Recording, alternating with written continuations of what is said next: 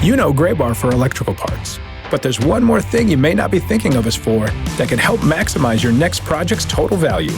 Our pre-project planning services are designed to help you win the bid, save on labor costs, and keep your installers productive across your entire build. The sooner you call us, the better.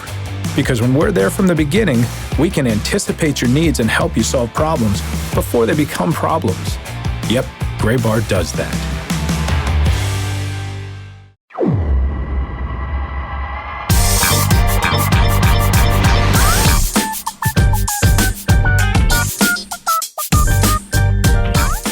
This week's episode of the Show Before the Show podcast, the official podcast of minor league baseball, in which I have to talk fast because I put us 15 minutes late in starting to record today. My name is Tyler Mon, alongside Sam Dykstra and Benjamin Hill in New York City. Guys, how are you? Not enough time to answer that question. I put us 15 minutes late getting started. No, I'm kidding.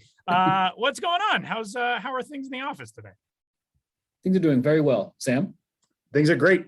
And I feel bad for anybody who's listening at this at 1.5 times speed, as I know some of you are. Apologies in advance. Yeah, that reminds me of it's 4 times speed. Maybe I'm a bit I am a bit older than you guys, but remember the Micro Machine commercials? Oh yeah, absolutely. Yeah. Micro Machines taking over the place with real live dragsters ready to race. Sorry. Well, it's the three of us, as it always is, on this week's episode of the Show Before the Show, and we are joined by a fourth co-host this week, you, the fan. You like how I did that? It's our mailbag episode. We submitted this procedure to all of you via the episode of the show last week, and also through our social media channels. We got some great questions in. We have narrowed them down to about a half a dozen or so. We got input from our 1930s newsreel reporter man, Josh Jackson. We'll hear from him as well coming up here in a little bit. And we're excited to dive in for this. This is such a fun idea for an episode. Yeah, this has been kind of a long time coming. I mean, we've always asked people to send in questions, and occasionally they do, and we'd like to answer them on the show or via email or Twitter. But we did get a pretty solid response to this through Twitter, through Instagram. And it's a pretty wide range of topics, which is great for being minor league baseball and this podcast.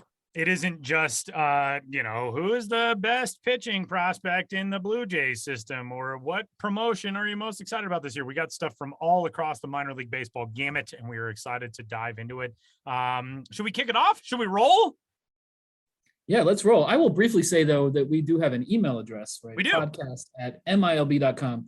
And not too much coming in on there. And I would just say, speaking for myself, an old-fashioned lad, I think such questions have more weight when you take the time to send an email, with definitely a better chance of us addressing it and a personalized response as well. We try to be as personal as possible, no matter what the forum and the format. But take the time every once in a while to write an email. It does all our hearts good.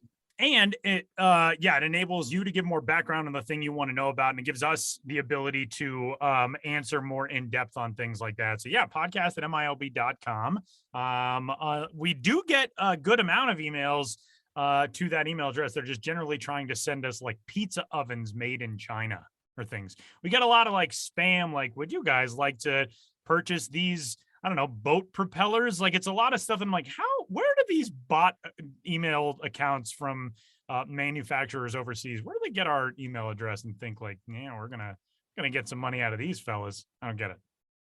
Well, it's time I told you that when I've been buying my propellers and pizza ovens, I've been using the podcast email address. So sorry, it has to come out this way.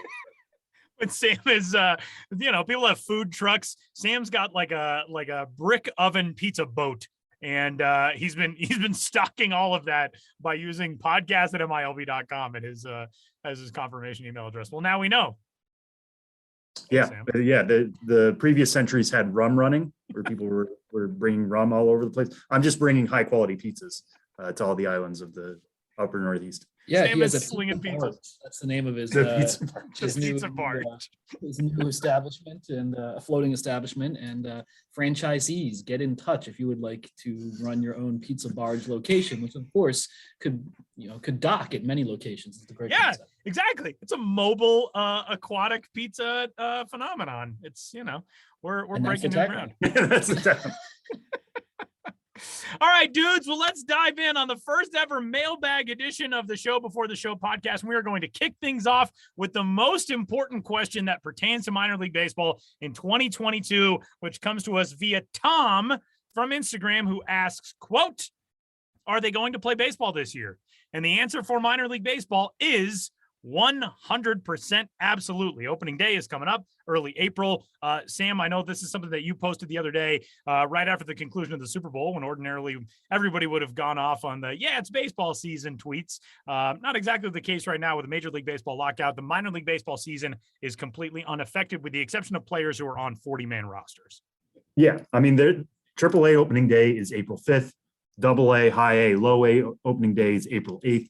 Those are going to go off, barring some weather. Who knows? It could rain in your locality, so there might not be minor league baseball if there's a delay or postponement. But generally, as things stand right now, there is going to be minor league baseball on April 5th. That is not moving. That is not changing, no matter what happens with the work stoppage. We've said it in the last couple episodes. It's good to address here because we're going to continue getting questions probably right up till April 4th. Are they playing tomorrow? Hopefully the work stoppage is figured out by then, but still, it's a good thing to repeat every week. There will be baseball on April 5th at AAA, all the other minor leagues, full season minor leagues on April 8th. Although I do like that Sam pointed out, weather permitting. Right.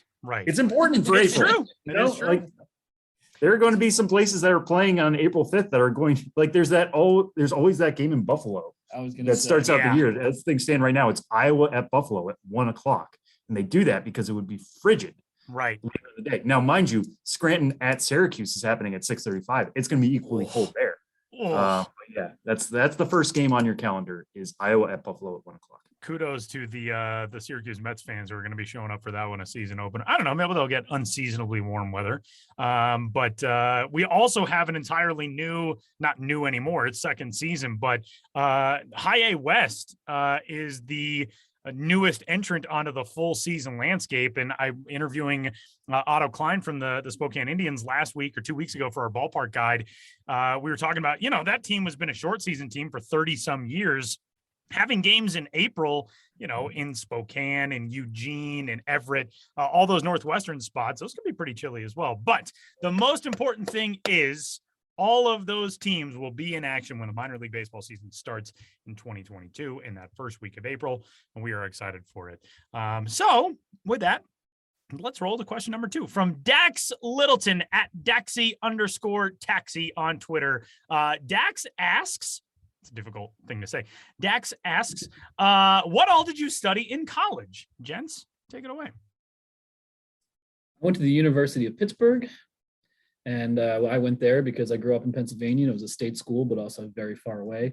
I majored in communications. I declared that freshman year and just stuck with it. Looking back, I kind of wonder what my plan was. I was really into more like media analysis as opposed to actually writing. College radio was by far the biggest thing for me in college. Graduated with a communications degree, didn't quite know what to do. Worked in education. One thing led to another. And here I am talking to you on a minor league baseball podcast in the year 2022. Yeah, I studied journalism at Boston University. My minor was political science, which if you know me in my personal life, it may not surprise you, but if you heard me on the show, might surprise you a little bit more. BU was just like the perfect place for me because Boston was the city for us. I feel like that's always a fun question to ask somebody. What was the city for you? Boston was that. It's right around Fenway Park. So me and my dad, when we went on the tour the first time, we were thinking like, hey, this has like a feel of Fenway because this is where we used to go every time we went to a Red Sox game. And I had that excitement to it. And that didn't really rub off for a while. It took me a few years before I would still get excited seeing people walking to Fenway to see a Red Sox game while I'm going to the library to work on an essay. So Nerd. Yeah, I was, some things never change. But yeah, the BU journalism was the major profession. And then I graduated December 2011, and then I started this job March 2012. So it was pretty seamless transition from there. Did you graduate early? You were a December graduate? I did. Wow. I did. My last class was when I was studying abroad in Ireland, and me and my buddy Josh just turned to each other and we're like, we're done with college now. Not Josh Jackson, to be clear. Not Josh Jackson. No, Josh Jackson and I are not the same age. We do have Josh's answer for this question coming up as well. A fun fact about Boston University, and I know Sam is thinking that I'm going to needle or troll him, but I'm not. Braves Field, the former home of the Boston Braves, That is on campus, correct? Or the site of that is on campus. And there is still, I believe, some sort of element, similarly to the University of Pittsburgh, where Forbes Field, the outline of the outfield wall, part of the outfield wall is still there.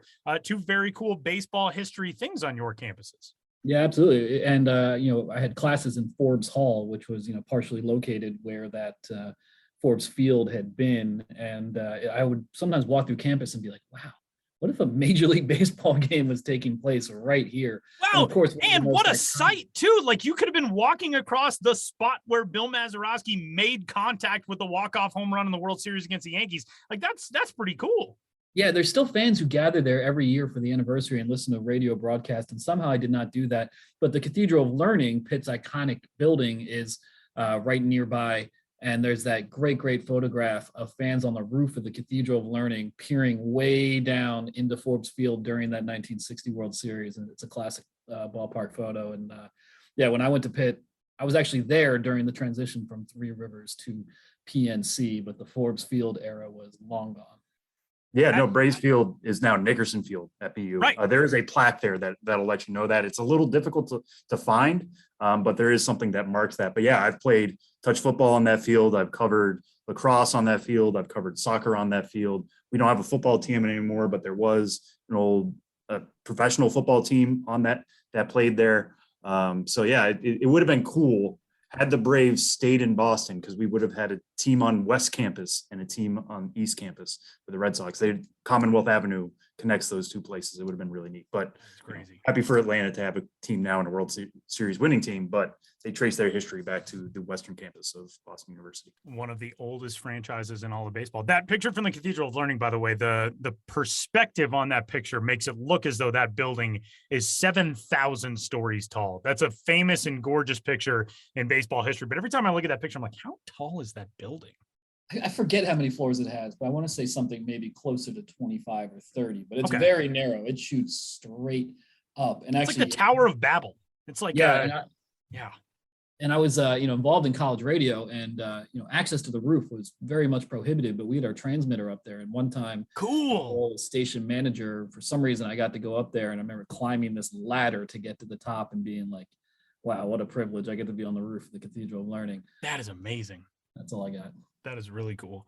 Tyler, what about you? I attended the University of Nebraska Lincoln, the flagship campus in the state capital of Nebraska, down the road from Omaha, the home of the Storm Chasers / Runzas / Sizzle, for a minor league connection. We did not have any former major league ballparks located on campus at UNL, but we did have, obviously, a one-time mighty football program and a baseball program that now is very good. But yeah, similarly to Ben, I kind of knew from, moment number one, really what I wanted to do. So declared my major as broadcasting. My freshman year, I actually went to Washington State University, but I transferred after my freshman year, went to UNL. My dad is from Lincoln originally.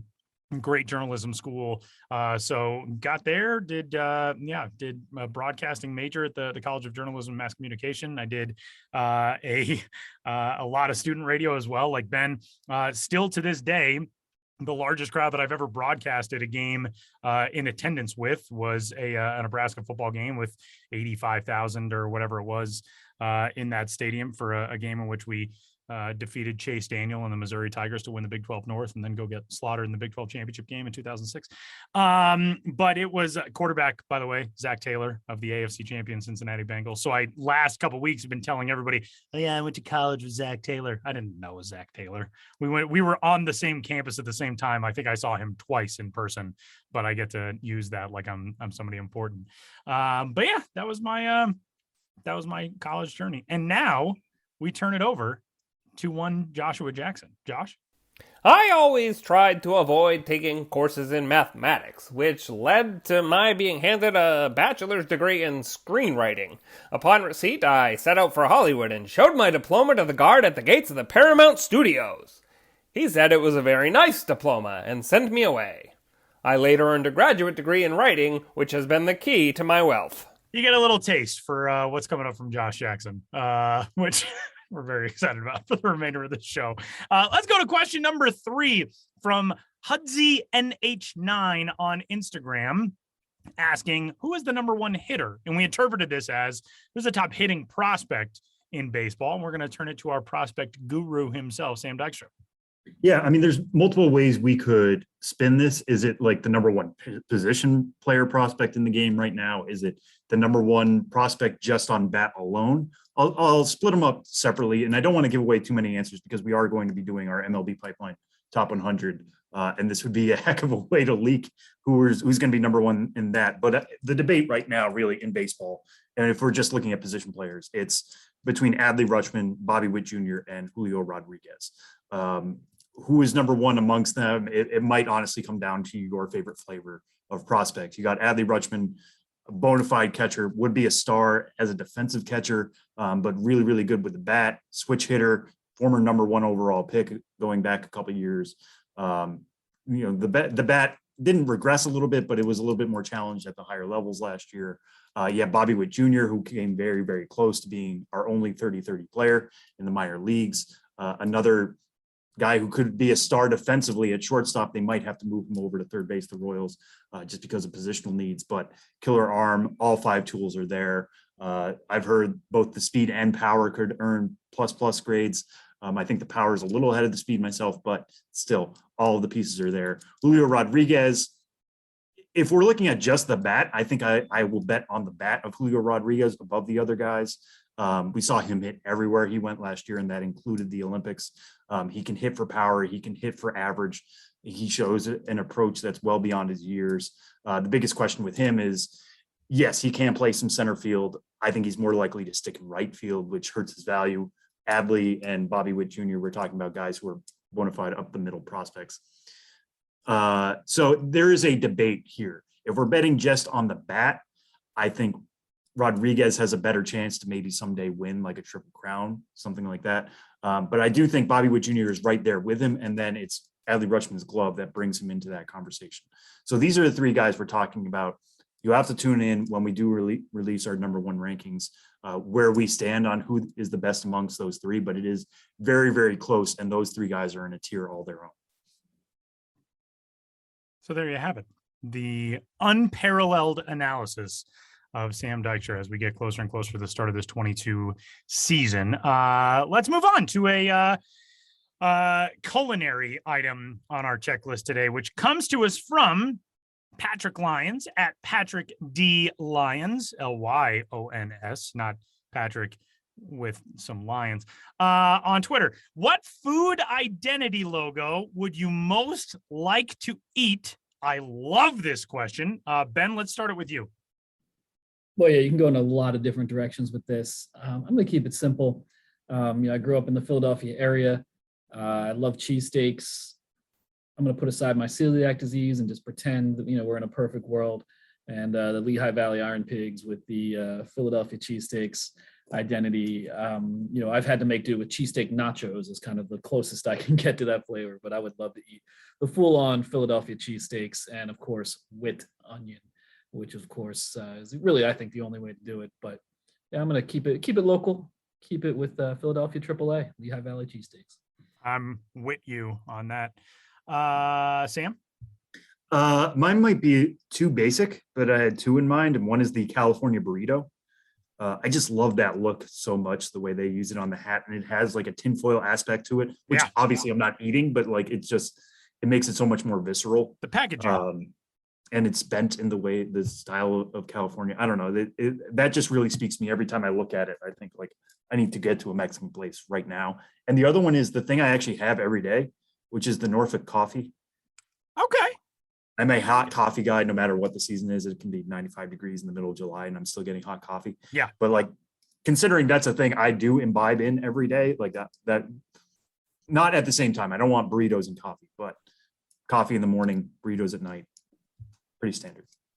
My initial reaction to this was a thing that I love, and I mentioned a moment ago, which was the Runzas, the Omaha Runzas. I do love me a Runza, but I get a Runza every time my dad and I go visit his family in Nebraska. I want to go as wacky and as embodied of the minor league baseball world as the food identities have created. And that means I want a Rochester plate, man. I still have no idea what the Rochester plates are. I know Ben has explained to us what a garbage plate in Rochester is a million times. I know it's like potatoes and cheese and chili, and there's like Skittles, and they grind up tires and put them on there. Like, I don't know what is going on a Rochester garbage plate, but I have to try a garbage plate if I'm going to do a food identity. Can't go wrong with that. They originated at a specific location in Rochester. I want to say it was like Nick Tahoe's, I believe is the name of the establishment. I've had them in Rochester, and Batavia used to sell them, Batavia muck dogs, and I got some outside of Binghamton too. I need to adjust a little for the gluten-free. I think they usually have mac and cheese, but it is the quintessential late night. You had a few, it's 1 a.m. and you get a garbage plate. There is a quote in the original release from Rochester in which they talked with Nick Tahoe Hots is the place that I think rolled this out, and it was 100 years ago when the team unveiled this identity in 2017. But they have a quote from Alex Tahoe, and Alex, I'm so sorry if I'm butchering your last name. I'm sure you're an avid listener of the podcast. But he said, when my grandfather opened the business in 1918. They called it Hots and Potatoes. Then in the 80s, we started to get a bunch of college kids who came in and didn't know what it was. So they would just say, quote, give me a plate with all that garbage on it. And the name stuck, which is incredible to me. But they also describe it as a plate, 2 burgers or 2 hot dogs served on a bed of macaroni salad and home fries topped with meat, hot sauce, and onions. So I want to have it. And then hopefully they'll craft another alternate identity called the Rochester Toilets. Let's hear from Josh Jackson. Josh, what do you got? I can't speak for the other fellas, but I'm an avowed pescatarian, and some years ago I swore off altogether the eating of logos. All right, moving along to our good friend Caleb Webb, who asks, quote, this is an involved one. Who would you have star in an office-style comedy about a minor league baseball front office? I'll cut you off there. Maybe we can just kind of riff on this generally without doing an entire whole cast. Yeah, fire away, gents. This question has come up on Twitter for years in various permutations. And I remember probably 6, 7, 8 years ago talking to people like on the road and saying, there needs to be a front office comedy in the vein of The Office. So it's nice to see address this question and see it still getting some traction. So I was thinking about someone who I would like to see in a star in a project such as this. And for me, part of it's bias, being a huge Mr. Show fan, going back to those college days at the University of Pittsburgh. He's now much more famous than that, but Bob Odenkirk, has a comedy background, but can play it straight as well. There's often a kind of simmering sadness and rage behind it. And I just like the idea of him as a general manager, in charge, but also put upon and trying to balance his staff, the demands of the industry. And I just think he's the kind of person who could actually carry a show of that nature. So that is a great answer. That's a great answer. That is good one. I was thinking of somebody kind of along those lines who I always think is great at like the center of something. And would allow the frills to be a little bit more active and kooky and crazy, which is J.K. Simmons. That's a good Everything one too. J.K. Simmons is in is great. That is true. And him just being the straight man while everything else is going wacky and crazy, and him just kind of ending every day with his head in his hands of like, how do we make this work? But also bringing some warmth to it. I think he's at his best when he's not yelling and screaming like he was in Whiplash, but when he actually has a little bit of heart. Which he's capable of doing. So I don't know. J.K. Simmons at the center of this makes a bunch of sense. And then you could get crazy and wacky with all the other ones.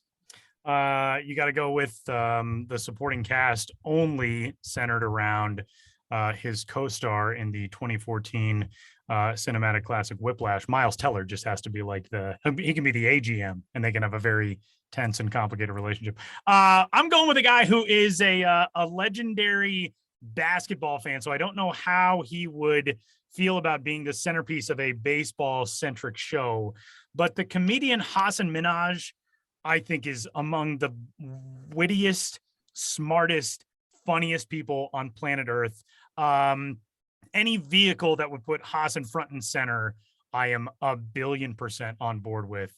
I think building something around that guy who just has the most whip smart ability to observe and create humor out of things. You gave that guy 5 minutes in a minor league front office, you would have an entire show. I like that a lot. That's why I'm building it around. His stand-up is fantastic. He's amazing. And his old bits on The Daily Show. Yeah. When he had his own show. I think it was on Netflix, right? Yes. Patriot Act. Yeah, getting him a chance to actually act in the middle of something. And he could bring in all of the other great, former Daily Show correspondents. Wyatt Cenac, who was my favorite forever, who had his own show on HBO for a little while. Problem Areas, I believe that show was called. Bring in Wyatt. Wyatt could be a hilarious character. Samantha Bee. Why not have Sam Bee? She was a massive favorite of mine as well on that show. But Hasan Minhaj, man, there is just like nothing that guy does that I am not instantly obsessed with.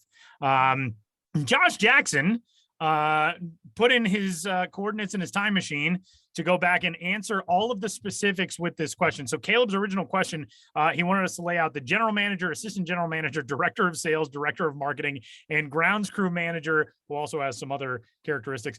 Josh went through and did each of those. Let's hear from Josh as to his starring cast. I'd have Irene Dunn play the GM, Peter Lorre as the assistant GM, William Powell as the director of sales, Cab Calloway as the director of marketing, and Clark Gable as the grounds crew manager, who was also a relief pitcher who got picked in the Rule 5 draft 4 years ago without knowing it. Now, this might not fit with everybody Josh just said, because Josh is casting something from, half a century ago. But we do have to call this show something very specific. And I just wanted to say this to get it out of my system. It has to be called The Front Office, right? Oh, yeah. Yeah.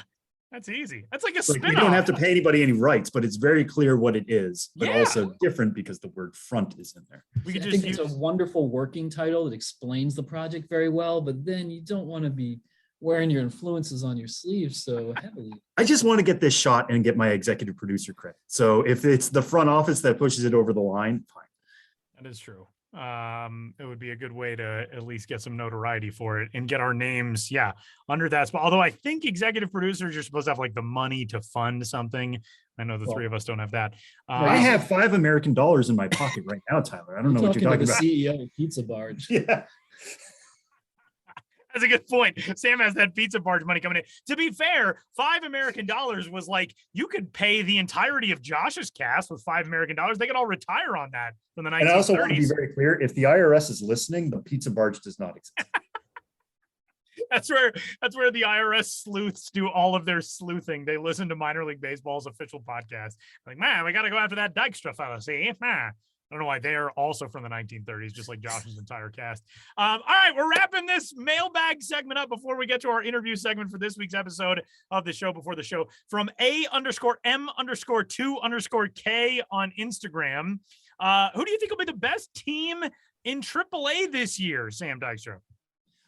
In terms of season long, I mean, that's always very difficult to predict, and probably want to go for teams that have depth at the upper minors. So I think about like Durham Bulls are always good just because the Tampa Bay Rays are one of the deeper systems in baseball. But my actual answer, like, who will I be watching most closely come April 5th, assuming the work stoppage is lifted and everything's back to normal? The Omaha Storm Chasers are going to be loaded. That lineup is going to be insane. It was insane at the end of last year, but you're talking about Bobby Witt Jr., who we talked about before as the best hitting prospect potentially in baseball. Nick Prado at first base, who's Gold Glove caliber there, and also increased his slugging output last year. MJ Melendez, the reigning minor league home run champ. All three of those guys could be in the conversation to start out the season in Kansas City, but if they're back in Omaha and hitting 2-3-4, 3-4-5, however you want to shake it, even Vinny Pasquantino could be in that conversation at some point. That's going to be a super, super fun team to watch. And if we only get to watch it for 3 weeks because those guys get called up super quick, that's fine. But that's one everybody should be keeping their eye on. So thus concludes our inaugural mailbag segment on the Show Before the Show podcast. And big thanks to all of you who participated. We talked about food a moment ago. We talked about food last week. If you're a human being who likes fried seasoned potatoes, you're going to love our next segment. And by that, I mean every human being who doesn't love fried seasoned potatoes. We're headed to Akron, talking some JoJos coming up next.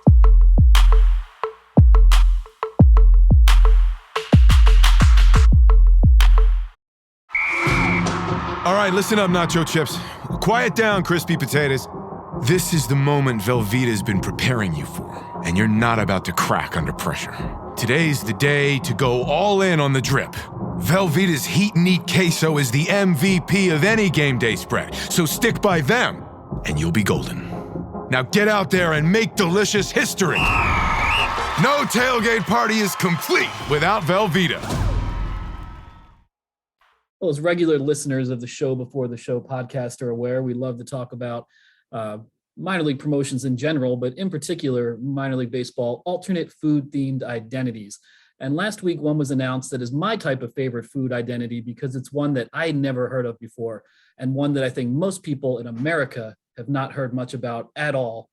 So we want to get to the bottom of this. What is an Akron JoJo? The Akron Rubber Ducks on July 28th and 29th will be playing as the Akron JoJos, celebrating a celebrated potato side dish. And we're here to learn all about them with someone who can speak with enthusiasm and love on the JoJo.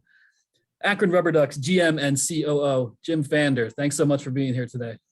Thanks so much for having me, guys. This is always exciting to talk food with you guys. As we wait to begin the baseball season, and the JoJo is something that I didn't realize until I left Northeast Ohio, how no one else around the country calls the fried potato wedge a JoJo, and it's basically it's a wedge of potato that's coated in the same coating that you would put on fried chicken, deep fried, and served as a side dish to fried chicken. It's served with pizza. It could be a side dish to pizza as well, and it's incredibly popular here in Akron. But everybody here calls it a JoJo. And I remember being out on the West Coast and being other cities, and I said, "Yeah, you throwing some JoJos with that too?" And they're like, "Excuse me, what did you say? What are you talking about?" So yeah, the JoJos are a big part of the culinary cuisine here in Akron, Ohio.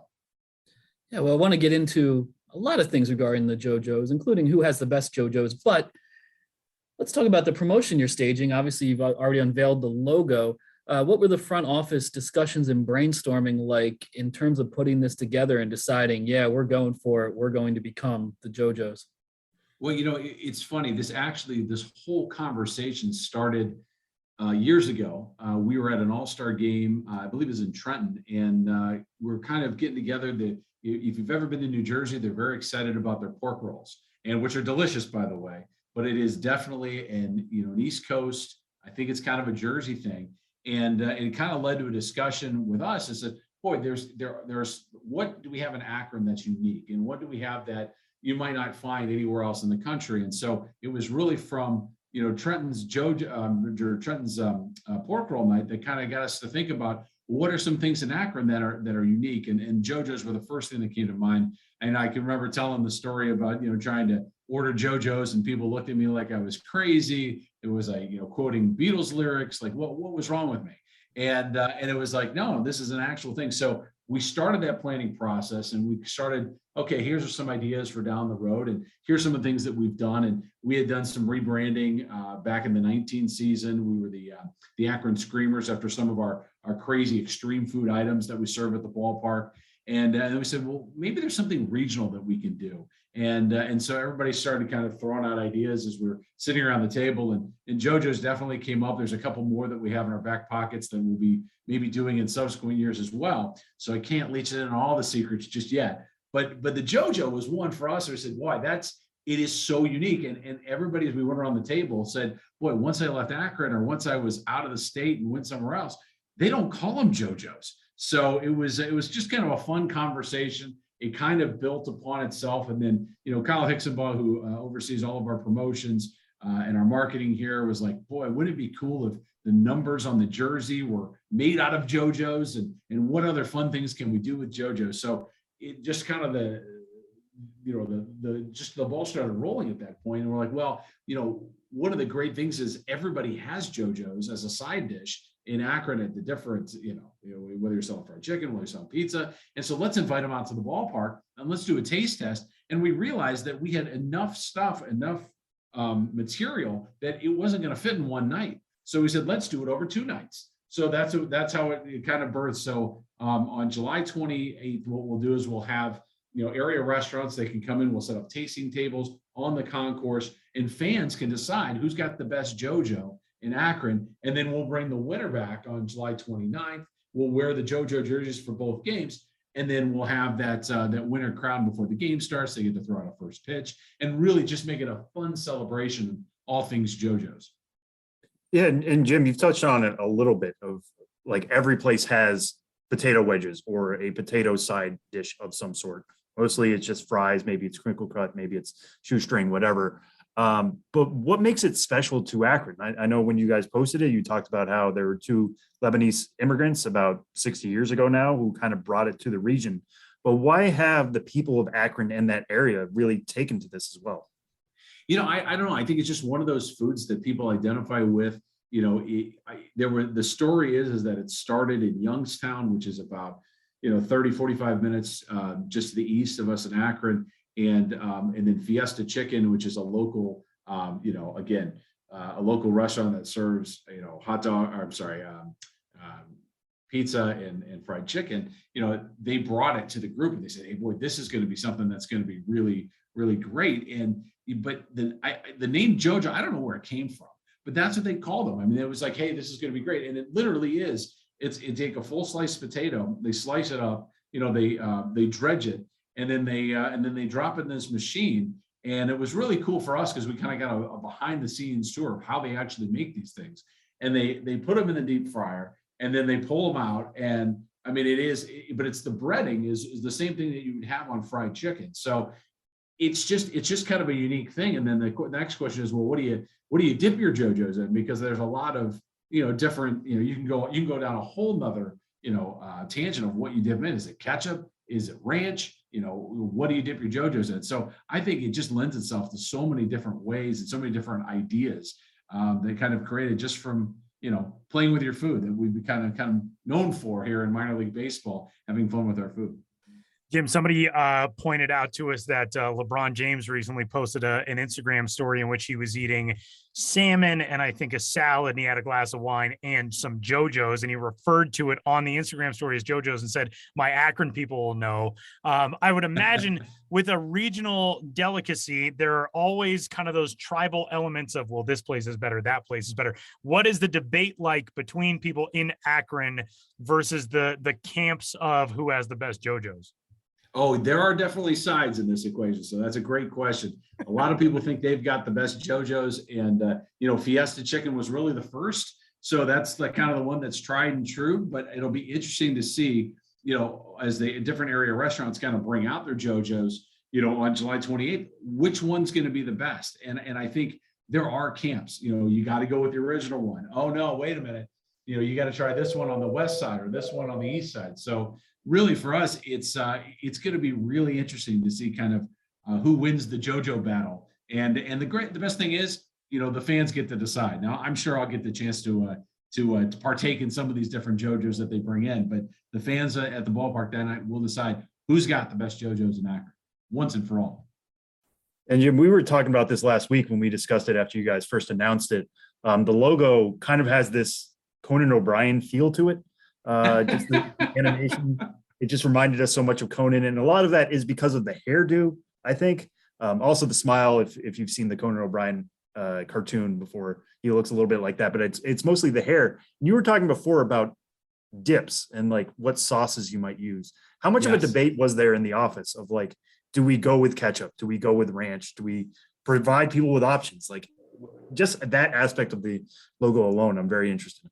Well, I can tell you the hair is definitely ketchup. So the Conan O'Brien hair is definitely ketchup. That won by a landslide in the office. We do have a younger office too, though. So I mean, I don't know. Maybe they haven't grown up and tried different types of dips. Besides, they're still in that ketchup phase. But it just in all fun. I think a lot of people have different dips, and there's a lot of different. Hey, what do you dip your JoJo in? So I can see that becoming a big feature of the night as well. And many years ago, we did a promotion called Condiment Wars, and you had to decide which was the best condiment, whether it was ketchup, whether it was mustard, whether it was Texas Pete, depending on what region of the country, there's all kinds of different condiments. And I think the Condiment Wars may return with what you dip your JoJo into. Is it going to be ketchup? Is it going to be ranch? Is it going to be blue cheese? That's another very popular dip for the JoJos. So that's what's great about it, is because it's food. It really unites us, but it also, everybody's very particular about what they dip their JoJos into. And in terms of this logo that Sam is alluding to, it does have a Conan O'Brien-esque look to it. The JoJo, it's a potato wedge with a bat. His tongue is out because he loves the way the spices on his face taste. And how did this logo come about? Can you give us a little detail into choosing how to embody a JoJo for a baseball uniform and corresponding merch that I'm sure the fans will be buying in droves? Well, I'll tell you what, Ben, I can't draw, so I definitely had nothing to do with dreaming up. I can give ideas, but we partnered with a company called Brandiose, and so Casey White and Jason Klein, who really helped us dream up the identities of the Akron Rubber Ducks, and then our sister team, the Jacksonville Jumbo Shrimp. So we're already having fun with food, anyways. But they were great with saying, hey, what's the essence of the JoJo, and so they're the ones that kind of like dove in and said, here, if you dip it in ketchup, let's give him some red hair. Maybe he's got some dip coming off the top of his head, the potato wedge I'm talking about. And let's come up with a design that can really embody kind of what a JoJo is and what it means. And, the colors we chose were Italian colors. Obviously Fiesta Chicken is where it started, and it really was kind of an Italian food side dish. So we used kind of the colors in the Italian flag to really kind of dream up what this identity and what this look and feel was gonna be, and how it was gonna come to life. Well, Akron JoJo's July 28th and 29th. The Rubber Ducks will transform into a regional potato side dish. And Jim, before you go, I don't mean to put you on the spot, but let's just say, not to be morbid, but it's your last meal, and you're getting JoJo's. You have one JoJo meal remaining. Where do you go for that final taste of the JoJo, the ultimate JoJo, the best JoJo? Boy, you're going to get me in trouble, because I do try to partake to as many of these restaurants as I can. So I figured you need to be diplomatic. But I know, right? You're choosing between your kids when you do this. It's like kind of the same thing. I mean, heck, we already have ice cream wars, with who gets what type of ice cream in what region of Akron and the greater Akron area that you live in. So I would just say that it would be a surprise, and it will keep it a surprise to who I'd go to, because I don't want to show any bias. Like, Akron is going to decide who's got the best JoJo in town, and I can't let my bias take over before the promotion happens. But I'll tell you what, on July 30th, I will have an answer to that question for you. All right, make a note. We have to book Jim for July 30th, and move from diplomacy to the true answer done after extensive ballpark research.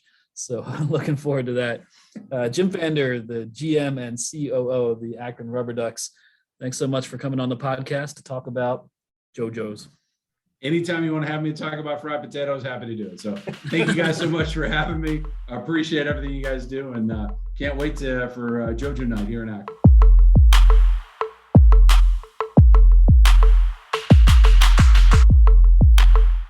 When you want your spring break to feel like and your kids' pool day to feel like and your hotel bed to feel like and room service to feel like, because at Hilton, hospitality feels like your cabana's ready. Would you like fresh towels? It matters where you stay. Book now at Hilton.com. Hilton, for the stay.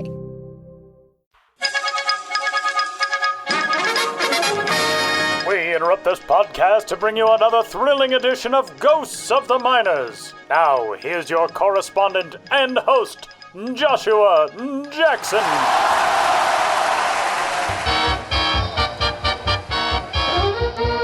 Welcome back to Ghosts of the Miners, in which all of you out there in Radioland must identify the legitimate historical ball club hiding amidst the fraudulent pair. One is inked into history. The others were jotted down in a dream journal. In the last segment, I asked you which of the following minor league baseball teams did at one time exist. A, the Bend Benders. B, the King of Prussia Prussians. C, the Union Spring Springs. You fell flat, no bounce, unless you guessed C, the Union Spring Springs.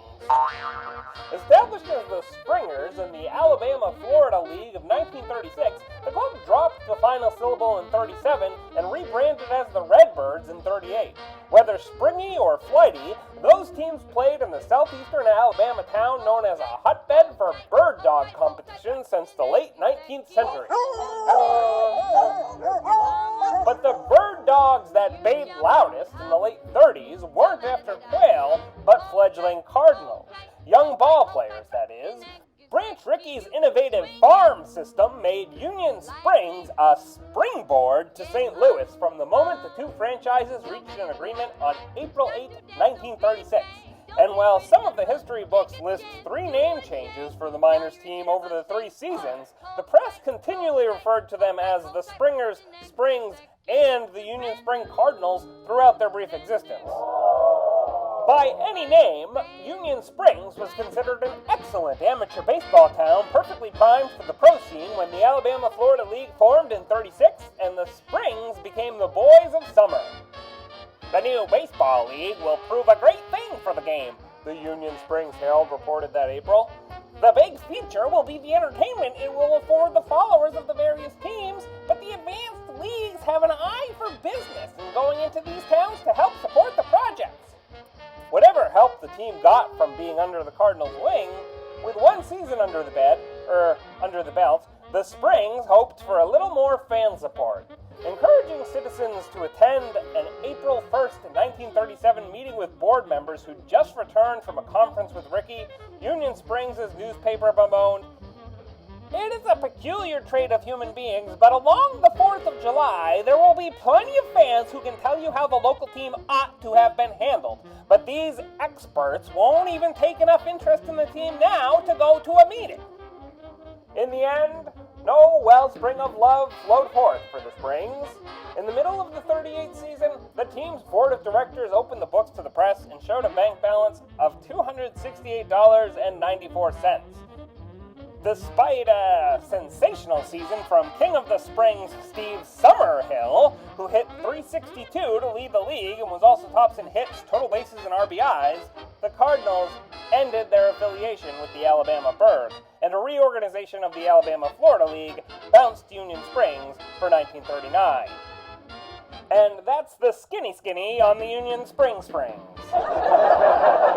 Now, on to the question for next time. Which of these spicy squads was actually in fuego in the Miners of yesteryear?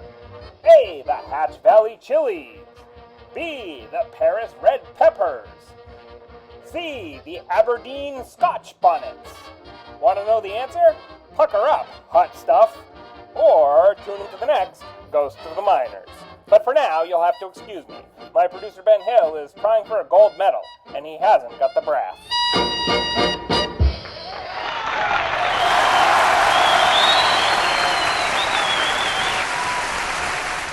Well, huge thanks to Jim Pfander from the Akron Rubber Ducks / JoJos for stopping by the show a little while ago. And of course, to your friend and ours, Josh Jackson, for stepping out of the time machine for not only Ghosts of the Miners, but hanging around for our Q&A segment earlier in the show. And that will just about do it. On last week's episode of the show, we teased a potential future segment idea that was like chum in the water for minor league baseball on-field hosts. We got quite the response from the on-field host community. Ben was discussing an idea of a potential competition between minor league baseball's top on-field hosts, and they ran with it, to say the least, on social media. We now, obviously, we got to do something. We're not going to lock ourselves into a date. We're going to figure out parameters, or have you figure out parameters of something. But I think the response shows, we got to do something now.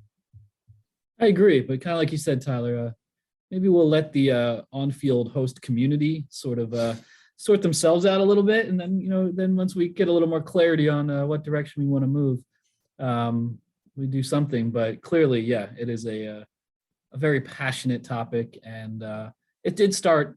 There's many talents one must bring to that role, but it did start with the best dressed category. So there's one way to do it is keep it simple on that, but.